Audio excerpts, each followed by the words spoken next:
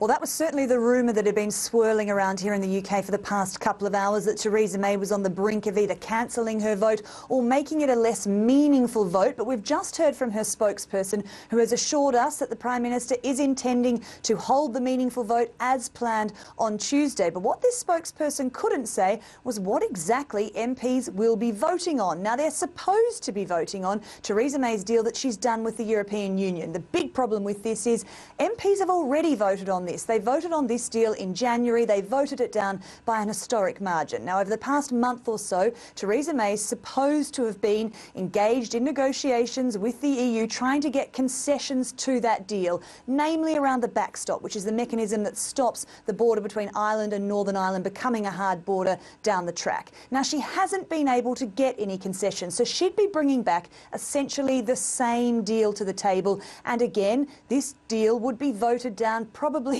by nearly as big a margin again. So she wants to avoid this because it's clearly going to be a failure on Tuesday if that deal goes to the table. So there are now some rumours that instead of a meaningful vote, she'd have more of an indicative vote. Perhaps a hypothetical deal would be put on the table where she'd say, OK, here's my deal. Would you vote for it if it was here? And I also got some of those concessions around the backstop. Probably she'd be saying, if I could get the EU to agree to a date whereby we could leave the backstop, would you vote for this deal? Now, if MPs said, oh, yeah, OK, we'd vote if that was the deal, then she would then go back to the European Union and say, well, listen, this is the deal I was able to get them to vote for, so now can you give me the concessions to make that the deal? Who knows whether or not they do it. It's certainly risky, but we now really don't actually know what's going to be voted on tomorrow. So have we reached peak Brexit madness? Probably not. There's still a couple of days to go, but we'll find out, I guess, in the next couple of hours when we are supposed to hear exactly what's being voted on. And Sarah, there are only 18 days left until Brexit happens, so this really could be a peak Brexit madness. So, as you said, is there any chance that the EU will accept this indicative vote and change the deal? Well, they're giving no indication that they would, to be honest. They've always said, and for months now they've been saying, we're not going to budge on this backstop issue. We know it's a problem for you, but it's a big problem for us too, and we're not budging. So there's no real indication there that even if the Prime Minister could say, I could get a deal across the table if you just give me this concession, there's no real idea that the EU would come to the party there.